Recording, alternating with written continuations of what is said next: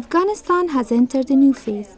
Less than 5 years after the people of this war-torn country elected their government through an open and democratic process, Afghans, including both men and women, are making progress toward improving rural lives and livelihoods. Although insecurity remains a troubling issue, peace, prosperity, and empowerment are within reach for Afghans in all levels of society: the poor, the affluent, the educated, the uninformed, and both men and women. The new Afghanistan offers Afghan women an opportunity to fully participate in rebuilding their society and to pursue their dreams and their aspirations. In fact, Afghanistan's National Assembly, the first freely elected legislature in Afghanistan since 1973, includes 68 elected female members.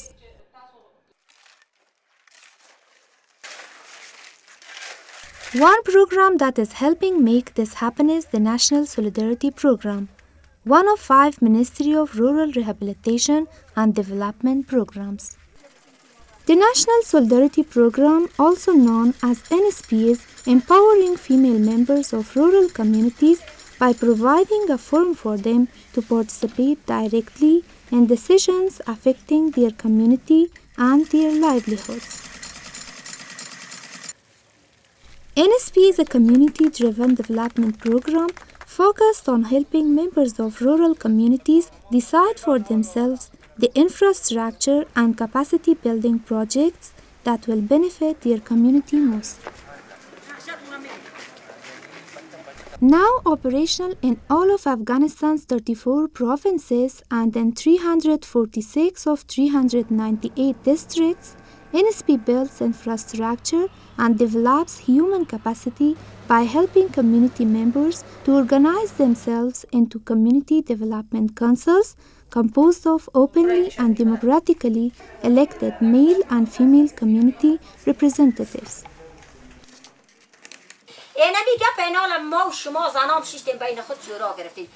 که تو ما شما برایم یک کار کنیم تا که ما شما در خانه بشینیم تا از کلکین روشنی را دیدن در بیرو برایم یا آسمان کلان را ببینیم دنیا را ببینیم کار را ببینیم کسب ببینیم ما شما بعد دست خود یک کار کنیم که یک 4 قران در جیب ما بیاید از همین دست دراز از جیب ما بکشیم و خرج کنیم. نگاه صندوق توش خالی هست هیچ چی نیست. Ensuring female representation in community development councils or CDCs is a prerequisite of community participation in NSP. CDCs, in fact, must be composed of equal numbers of men and women. Every resident of the community, male and female, aged 18 years or above, who has lived at least for 1 year in a related community has the right to vote for a CDC. امروز اگه بگم واقعا احساس خوشی داریم از این خاطر که تمام خواهرها و برادرها با هم یکسان بودن. این انتخاب داشتن که هر کدوم اینا به فکر خود نماینده مورد پسند خود را انتخاب کنن. من در قدم اولی را وظیفه خود فرض میدونم که این وظیفه ما است که تا جایی که میتونم به آبادی حداقل همین محلی که ما هستیم به اینجا خدمت کنیم و یکی همی که خود از برادرها جدا ندونیم. همگی ما همیشه شونه به شونه با هم دیگه کار کنیم.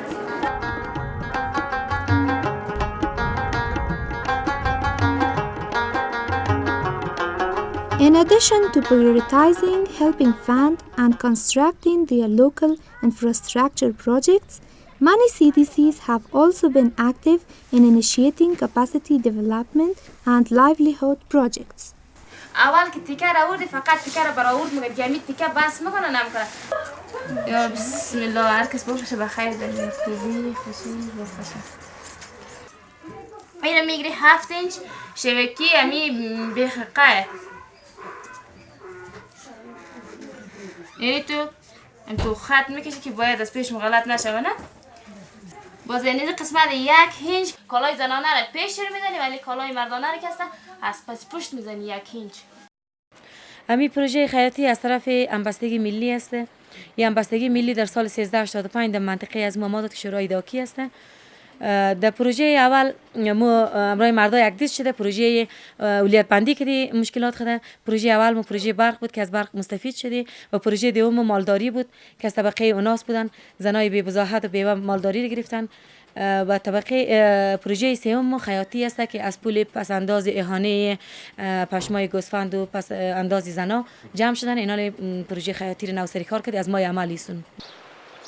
With its emphasis on tribal and traditional values, there are challenges in Afghanistan to the full participation of women in this program.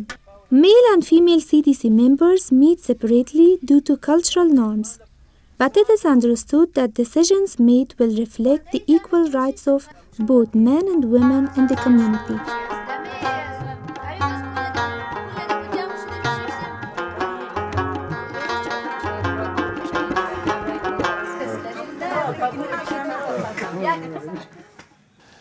خوشبختانه در سرتاسر افغانستان در اکثریت جایها به خصوص در ولایات و قریجاتی که مشکلات امنیتی حاد وجود نداره، مردم امی تقاضای برنامه همبستگی ملی، تقاضای وزارت احیا و انکشاف در مورد اشتراک خانم ها پاسخ مثبت دادن. ما به هیچ قریه مواجه نشدیم که بر ما جدا ممانعت کرده باشند از اشتراک زنها در انتخابات و یا از اشتراک زنها در تصمیم گیری ها. اما ما راه طولانی را در پیش داریم به خاطر که مشکل حاد ما مشکل فقر است در افغانستان. هرگاه مشکل فقر مرفوع شود، پروژه های اقتصادی روی دست گرفته شود در افغانستان که انشالله ما تدارک گذاری کردیم و این کار میکنیم، با پایین آوردن میزان فقر در سطح دهات و قریجات با ما اندازه ما میتونیم که میزان آگاهی را در بین مردم بلند ببریم در مورد نقش زنها، در مورد تعلیم تربیت زنها، در مورد دسترسی زنها به خدمات صحی. یکی از مشکلات عدم ارائه خدمات است، خدمات اجتماعی مثل تعلیم تربیت، مثل کلینیکا و خدمات صحی در سطح دهات و قریجات. مردم به خاطر مشکلات اقتصادیشان نمیتونن که خانمایشان یا اولادشان به مراکز صحی در ولایات، در کابل، در اینجا برسانن، بنان این مردم از دسترسی به خدمات محرومن. اگر ما این خدمات در سطح دهات و سطح ولسوالیا عرضه کنیم، مطمئنا مردم مستفید میشن. A key activity of NSP and one of its major objectives involves building the capacities of CDCs and of male and female community members. Human capacity development projects are aimed at increasing livelihoods and raising the living standards of women and other vulnerable groups in Afghanistan through training and skills development projects. NSP is accomplishing this through female participation in consensus building, accounting, procurement, and contract management and monitoring activities. NSP has also seen the strong participation of women. In November 2007, NSP held a National Community Development Council conference involving approximately 500 male and female representatives from all 34 Afghan provinces.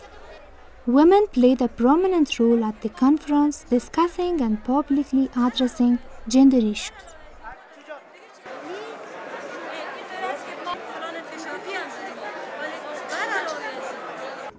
Female villagers are also learning from direct involvement in an increasing selection of CDC livelihood activities such as sewing and computer classes, weaving, health education, handicrafts, and tailoring.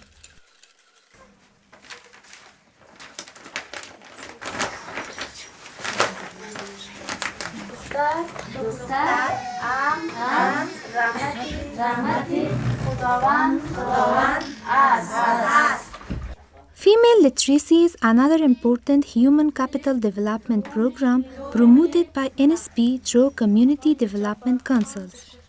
25 شاگرد است در کورس سوادآموزی، اینیا درس میخوان، اینجا مشغول درس خواندن است تا که یا بتونه خودون از یا درس بخونه اگه خوب شون و در طفلای خواهم حداقل خوامی الف ب ت س را یا یک دو سه را اینی چیزا را کم کم که دوشتکای خواهم چی کنه کمک کنه.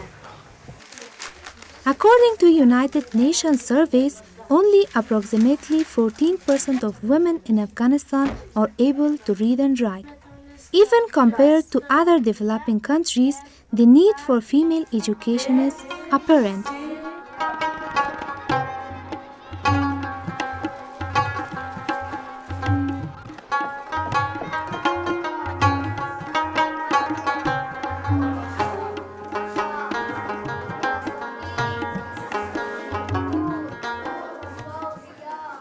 برنامه‌های همبستگی ملی تأثیرات بسیار مفیدی را برای رشد زنان دارد. ما و شما می‌دانیم که در کشور ما صرف 14% زنان باسواد هستند و اینا در پهلوی ازی که امی پروژه را کار میکنن اکثرا در پهلوی ازی اینا کورسای سوادآموزی هم دارن و حتی اگر کورسای سوادآموزی هم نداشته باشند وقتی که زنها از خانه بیرون میشن از چارچوبات خانه بیرون میشن به یک کار مفید عامل منفعت دست میزنن خودش باعث رشد فکری از اونها میشه خودش باعث رشد انکشاف کاری از اونها میشه و به ذهن از اونها دفعتاً روز به روز یک چیز دیگه خطور میکنه یک برنامه جدیدی میایه یک پلان جدیدی میایه که همش برای تقویه بنی اقتصادیشان میشه و این کارها باعث میشه که خشونت هم کمتر شود چون ما زیادتر سر و کار داریم با محو خشونت علیه زنان. But it is not only Afghan women who are pressing for participation in deciding their community's future. A growing number of Afghan men also agree that female participation is essential if they are to build a better future from their past. وقتی برق اختصاص شود این وحدت و همبستگی سرتاسری پیش میاد هم برای شوراهای زنانه و هم برای شوراهای مردانه و دوم در مسئله انصاف و عدالت برق زمان آمد انصاف و عدالت کاملا مراعات میشه شما هم از اون نور استفاده میکنید و مردم استفاده میتونن فلهذا من فکر میکنم در قدم اول یعنی 50% باید چی اختصاصی داده شه برای برق آبی. دستاوردهای بسیار مؤثر خود برنامه همبستگی ملی امی هست که یکی که هدفش بسیار عالی هست که فقر زدایی هست وقتی که ما مبارزه با فقر میکنیم ما برای هر فرد ما مسئولیت فردی و اجتماعی میدیم و بعدا وقتی ضرورت ها تشخیص میشه از خود مردم محل پرسان میشه که شما به چی ضرورت داره نیاز اساسی شما چی هست اولویت ها تشخیص بدین بخواست از اونا و بعدا این مردم همگی علاوه به این که شما با فقر مبارزه میکنین مهارت هایشان ارتقا پیدا میکنه اینا ظرفیت پیدا میکنن اینا اینمی که یک تشکل رو به وجود میارن دور هم میشینن و خودشان ابتکار عمل از خود نشان میدن این خودش رشد مهارت های انسان رو به خود کفایی میرسانه و علاوه به این اینمی حس رهبریت یعنی توانمندی رهبری برشان به وجود میاد که اینمی پروژه از خودشانه که بروی ازی کار میکنن بنابراین یکی از برنامه‌های بسیار موفق در افغانستان در طول این مدت بعد از ایجاد اداره موقت برنامه‌های همبستگی ملی بوده. Improvements and progress are being made in the lives and livelihoods in rural Afghanistan. Although at times painstakingly slow, these changes brought about in part by activities such as those of the National Solidarity Program are making a difference felt by both men and women.